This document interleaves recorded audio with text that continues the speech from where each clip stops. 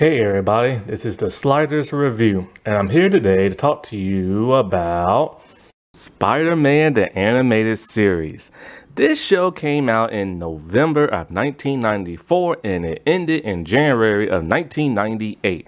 And in my opinion, it is the definitive Spider-Man-like series. It is my all-time favorite. And I mean my all-time favorite Spider-Man cartoon series, and I truly believe it is the best. And not just because I grew up with it, because actually the first Spider-Man I ever saw was like a video from like the 70s or the 80s, and that what caused me to love Spider-Man and then buy his comics back when I used to buy comics. And I still remember, like, one of my relatives, we went somewhere to some place. I don't know if it was like a rec center or whatever. And he bought me like a soda and he gave me the VHS tape of that Spider-Man thing. When I went home and watched it, I loved it. And then, of course, many years later, in the 90s, in that Fox Kids magazine, they had a picture talking about Spider-Man is coming to Fox Kids. And I'm like, what? And then, so man, I was glued to the TV in every episode they had. And boy, what a blast I had. It's like this dude finally came to life for me in a very cool kind of way, because that 70s or 80s cartoon I saw, the animation wasn't that great. And so when I saw this thing, boy, my eyes just lit up in amazement. Very similar how the first Sam Raimi Spider-Man movie was. And I truly believe this is the best Spider-Man cartoon ever. I know a lot of people are going to debate and say the Spectacular Spider-Man is the best. But there's a reason why people say that. One reason why people say that, because that's the Spider-Man they grew up with. So most people most people tend to latch on to what they grew up with being their favorite. Like, take Ninja Turtles. I grew up in the 80s. I watched the 80s cartoon series to the end. I love the 80s series, but when I was in college, the 2003 series came out, and that blew my mind to where the 2003 series, even though I did not grow up with it as a kid or teenager, it is my favorite Ninja Turtle series. I still like the 80s one, but the 2003 is superior. And when it goes back to the Spectacular Spider-Man, like I said before, I get it. People grew up with it. That's why it's their favorite. But I will say this. The Spectacular Spider-Man and Spider-Man the Animated Series, they're two very different Spider-Man series. I'll get into a little bit more why I like the animated one a whole lot more. But when it comes to Spectacular Spider-Man, that show was more in a small niche little group. It was in a confined group to where they could only use Spider-Man supporting cast and Spider-Man villains. And they did a very good job having to work around that, not being able to use other Marvel characters. They kept it very confined, which is why it's not really like, my first favorite and stuff. But one thing they did that was amazing was that character development and progression and creation. They handled their characters very good, very unique, and crafted it in a way that fit the show's narrative and stuff. And I think they did that a way better job than what they did in Spider-Man the Animated Series. But the reason why I feel like Spider-Man the Animated Series is the most definitive Spider-Man show ever and the best is because they had a broad range. They was able to explore more topics and bring in more characters that are associated with Spider-Man, but not his niche group. They were able to bring, like, in Spider-Man the Animated Series, like, my God, man, the dude, like, teamed up with the X-Men, the Fantastic Four, Captain America, Iron Man. He teamed up with Blade. He he fought some very noticeable villains, the Kingpin, Morbius, that giant spinning wheel thing, whatever you call it, like, Venom, Carnage. They had the Spider-Verse, the creation of the Spider-Verse in this series. Not to mention, they had their own variation of Secret Wars and everything. And, you know, it was very broad and it was very huge. And they just went all over the place, bringing in, you know, the whole Marvel lore to it. And that's why I feel like it's bigger and grander in size, because they was able to utilize Marvel's properties and stuff. And let's not forget about the Neogenetic Recombinator, which is a character all on its own, even though it's inanimate, but it was a big part for the entire series about how people got their powers along with Spider-Man. A lot of plots revolved around that. Not only that, but they was able to adapt some, like, you know, some of the comics and stuff, which, you know, yes, Spectacular Spider-Man did, but not to the exact extent. And you gotta remember, back in this show, they was limited because of the simple fact all the movies hadn't came out yet, other series hasn't came out yet. They were utilizing comics from like the older days, like the 60s and 70s and 80s and stuff. So unlike all these newer Spider-Man that's able to like grab on from like newer stuff, this show couldn't do that. And they even had to create some of their own alternate Spider-Man variants and stuff for their finale.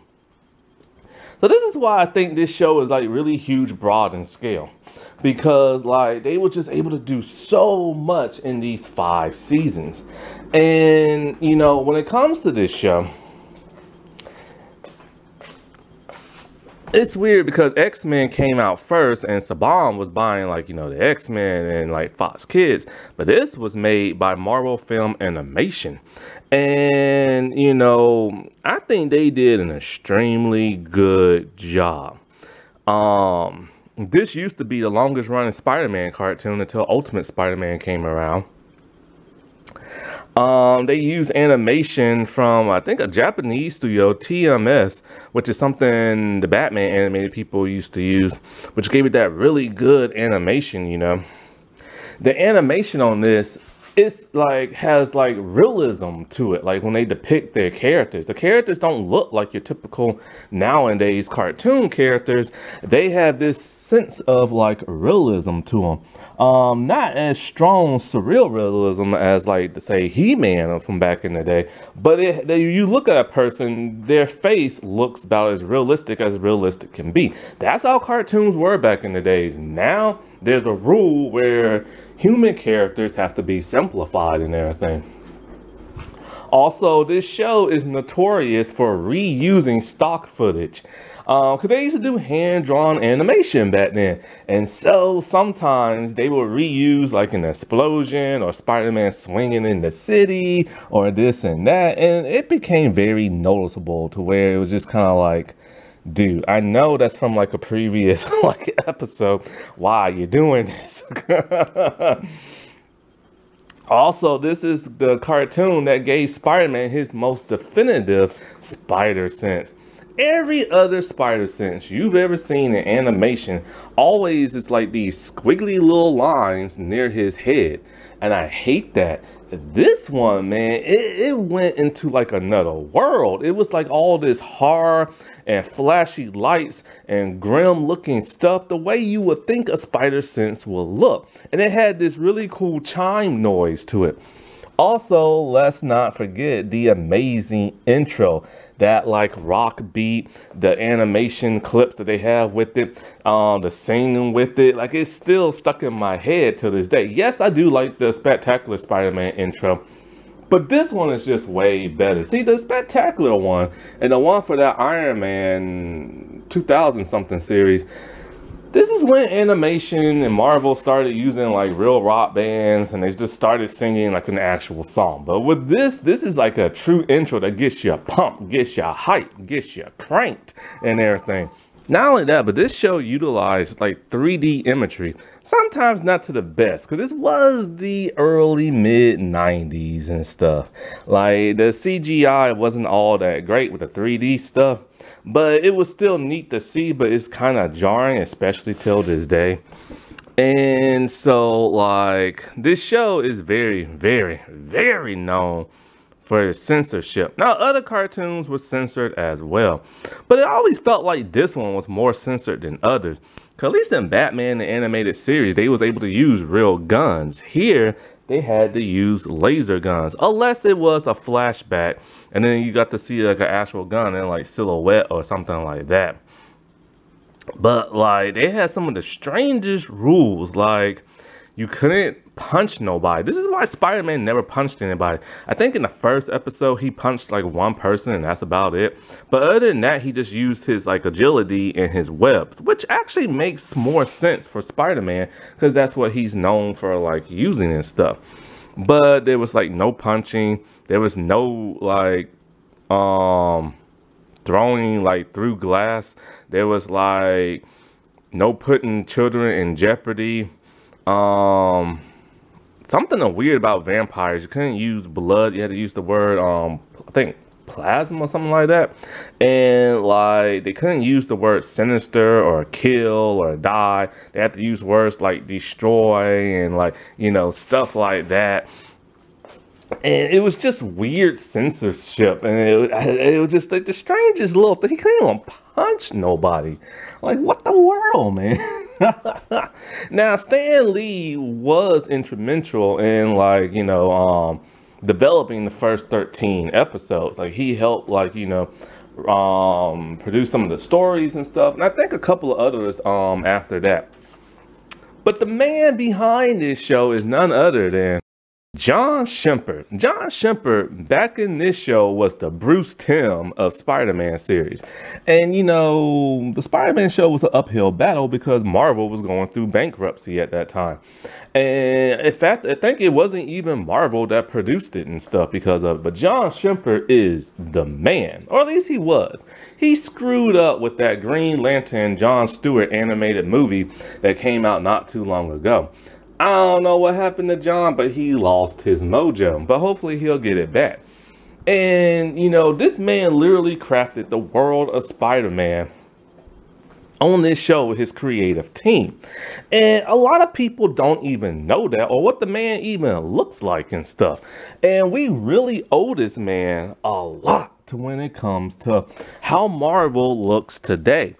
Because like I said before in the finale, we had the Spider-Verse. There was no Spider-Verse before that. The comic didn't come out till like a decade later and stuff, or at least a decade and a half. And the animated movie didn't come out until like 20 years later. And so we owe all that to him. And he is literally the father of the Spider-Verse and everything, even though nobody gives him credit. Not only that, but he redefined Blade and everything. Blade used to look completely different back in the day. And to where you wouldn't even recognize him today. There was no Abraham Whistler and stuff. And so they decided to alter, you know, his appearance, give him like that leather, and like, you know, make him ride around on the motorcycle, the katana. And they introduced Abraham Whistler that has been prominent in the Blade movies and TV shows. Not to mention they made Mary Jane his prominent girlfriend on the series, not introducing Gwen Stacy at all until the finale, and that one's from like a different dimension. And that was like, you know, one of the key things in Sam Raimi's Spider-Man. There's a lot of stuff from Sam Raimi's Spider-Man that came from this cartoon series. And, you know, we all owe John Shepard for that. And like I said, he's literally the Bruce Timm of like Marvel Spider-Man and everything. One of the really cool and odd and interesting things about this series is the way it depicted its seasons, because it treated it like a comic book.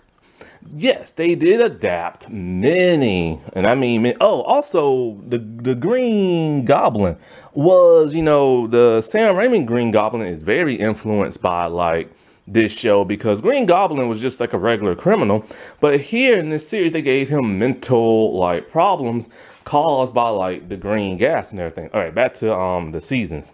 It treated it like a comic book, and each season, well, pretty much almost each season had a different theme to it, which was really unique and interesting. The first season didn't have one. And the second season was called The Neogenic Nightmares. And basically, whatever the title was of that season, the entire season would revolve around that. So the second season revolved around heavily on the Neogenic Recombinator and stuff. The third season was Sins of the Father. And boy, that was one of the best story arcs like ever, especially with the Green Goblin. Then in season 4, you had Partners in Danger, which is something very unique because Spider-Man is a loner and he likes to do things solo. And so like here in almost every episode, they had him partnering up with another hero and stuff. Sometimes it'll be Black Cat, it'll be Blade. One time it was Venom, and that was just really crazy. Then in season 5, it's a little different. They had multiple story arcs in here.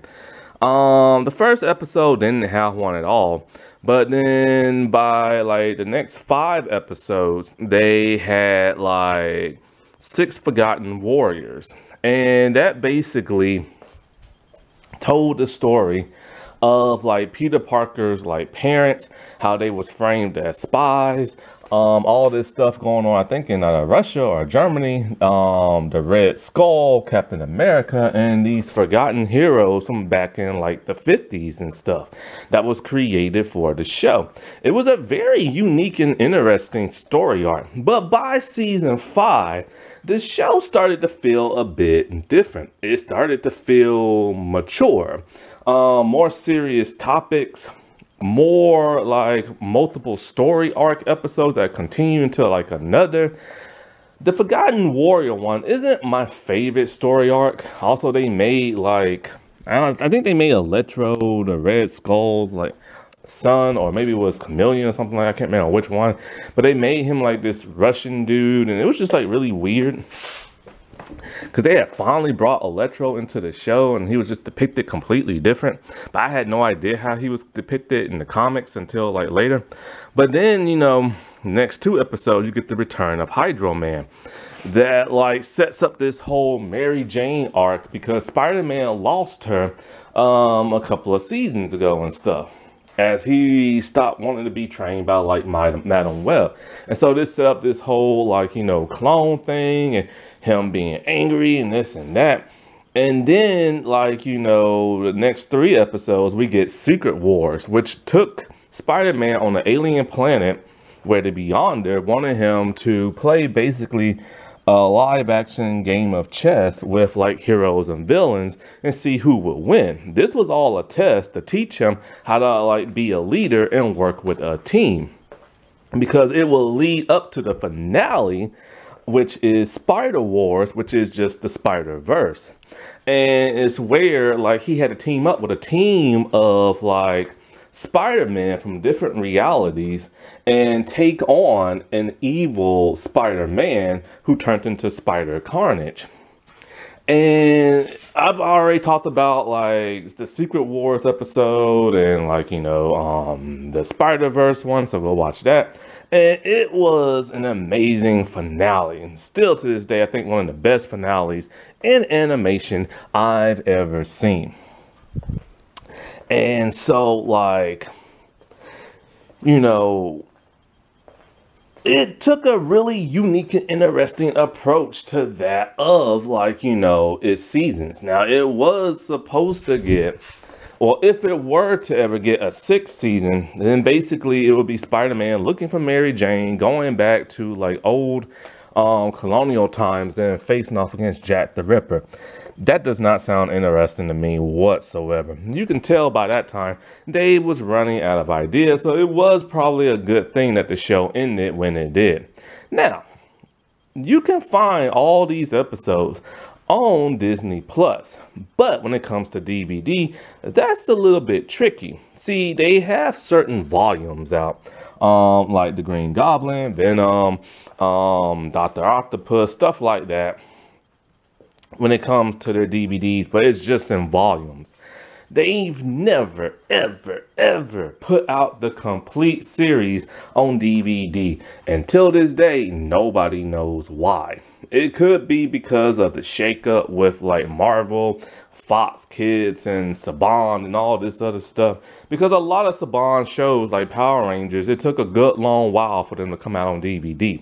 And it's because, you know, he sold the company to like Disney and then, you know, Nickelodeon and, you know, all these other people and stuff, and Marvel was going through bankruptcy at that time, plus Marvel didn't make the show, and, you know, so because like the other Fox Kids Marvel shows are on DVD except for the Silver Surfer, but not Spider-Man and stuff, and that's because Marvel just didn't make this show. And so it really pisses me off this show is not on the complete series of DVD, because I really want it. And if it was to ever be put on DVD, oh boy, it's gonna look a mess, because the simple fact, TV had a different ratio back in the 90s and stuff than what it does today. Now there's high definition. They have to revert it somehow to that. They will have to do a lot of compression, and it's gonna look different than what you look on Disney Plus, because of the simple fact the 2003 Ninja Turtle series, they finally released that on DVD. And they used to have volumes. They had it on Paramount Plus, and now they got the complete DVD season. And people have said that the ratio has chopped a lot of stuff off, and it's compressed to where it has like pixelation to it and all kind of crap. And so, yeah, if this was to ever be put out on DVD, it's gonna look a mess. The voice cast is stellar. Some people have passed away. So sad. But the voice cast is stellar. You got Christopher Daniel Barnes as Spider-Man, the dude who was Prince Charming, or Prince Eric, and the Little Mermaid animated movies and stuff. And he did a really great job voicing Peter Parker. But what's interesting is that whenever he had to get like angry and evil and stuff like that, his voice did not sound normal. It sounded weird. I didn't like when he would shout, because it just sounded odd and everything. You had Jennifer Hale as Felicia Hardy. You had Ed Asner as J. Jonah Jameson and everything, and he is dead. May he rest in peace. And so you had Roscoe Lee Brown as the Kingpin. May he rest in peace. Ephraim Zimbalist Jr. as Dr. Octopus. I know I said his name wrong. May he rest in peace. You had Hank Azaria as like Venom and everything. Mark Hamill as the Hobgoblin. You had Stan Lee's wife as Madam Web. And Stan Lee made a cameo in the finale, in one of the most coolest cameos like ever. And, you know, you had two different Aunt Mays, because one sadly passed away by season 3, Linda Gray. And then Julie Bennett took over for season 4 and 5. And you can tell the difference in their voices. Now, I can't even pronounce Mary Jane Watson's lady name. Saratoga Balatine. She played Mary Jane Watson. And, you know, it was a stellar voice cast. And I mean, it was a stellar voice cast. But the characters, man, they went through it in this series, man. Like, you gotta give it up. The man himself, Spider-Man Peter Parker, was not a teenager in this. He was in college, a grown man, which is something they have not done in a very long time to Peter Parker. And it was cool having him depicted as grown, having these adult problems instead of teen problems, like, you know, paying rent and, you know, trying to get the girlfriend, which he always got, but he was like this nerdy dude. But they didn't have him as being nerdy really in the show. When he was Peter Parker, when he became Spider-Man, he had a level of confidence to him as Peter Parker. But people would still, like, you know, pick on him and stuff like that. But he felt like a manly man. Except for that weird striped shirt he wore in the beginning. Thank God they changed it up to like that purple shirt and that gray shirt that went over it. I like that a whole lot more. There's actually a toy now they put out with the purple and gray shirt. and it's just Peter Parker. I'm just like, man, it looks just like him. It's kind of to the point where I kind of want that, even though it's weird because I don't buy character toys and stuff. When it comes to collecting everything, I buy the ones that have the costumes, but that looks just so just like the series. I kind of want it and stuff. And this Peter Parker is a person who's trying to navigate through life. You know, he has his ups and downs. Sometimes he's insecure about certain things. He makes mistakes. He learns from his mistakes. He's highly intelligent. He's a skilled like fighter when it comes to being Spider-Man. He makes jokes all the time and talks in his head, which is something Spider-Man is supposed to do. We get the origin story of his, which is a very unique episode because he's going to visit a girl for, it's like she's in the orphanage for kids who are terminally ill. And I thought she was a real person in real life, just voicing that character, but she's not. And it's kind of unique and interesting how that episode came to be about, because it's like a blinking or missing. It's like, oh, she's terminally ill and everything. And it's just like, wow, they did that. And they told like his origin story of how he got bit by like the spider, how he became like a wrestler, how he became like self-absorbed about money, how his Uncle Ben died and everything. Uncle Ben is shown throughout flashbacks and mentioned a lot. And that whole great power comes with great responsibility line and everything. Because like, you know, his Uncle Ben was always there for him, and he screwed up that one night, and that's what caused him to be Spider-Man. And it's one of the greatest life lessons ever given to like a hero, similar to how Batman parents died. But Batman couldn't, well, Bruce couldn't do nothing, he was just a little kid. But here, Spider-Man could have, or Peter could have stopped that bank robber or that burglar dude and everything, but he didn't. And that's what caused his Uncle Ben to die. So it's something he has to live with his entire life. And I love the costume they gave him. It's very unique. The chest area is shaped in a very unusual way, and so is the patterns on his like gloves. And I love the way his eyes look. It's one of the most different Spider-Man looks ever, and no other Spider-Man has ever replicated this look. Because like the spider logo in the middle is kind of like in a box, kind of, in like a web box. And it's very unique and odd, and I've never seen that duplicated in anything else. So I really do love how they made that costume their own and stuff. And the costume looks great on screen. I love the little noises that it makes. Like you can tell that it's this type of like fabric, spandex, like squishy stuff. Because when he sticks to the walls, it makes this weird squishy noise and stuff. I love the way his webs look. I love how you can see him like, you know, web slinging around town because it's not sped up. One of the problems I have with all these newer Spider-Man is that his webs look like a string of snot, or it just looks like really crappy. And he's always swinging around really fast where you can't tell what he's doing, and it just comes out his wrist or the web shooter really fast, and you don't see him twist his wrist to try to grab it or nothing like that. And here they do that little detail, and I love it. The only other time another Spider-Man cartoon has done that is Spider-Man Unlimited. And so like, you know, Spider-Man, you know, like when he's Peter Parker, he has to deal with certain things. Flash as a bully, he has to like date Mary Jane, which he almost blew.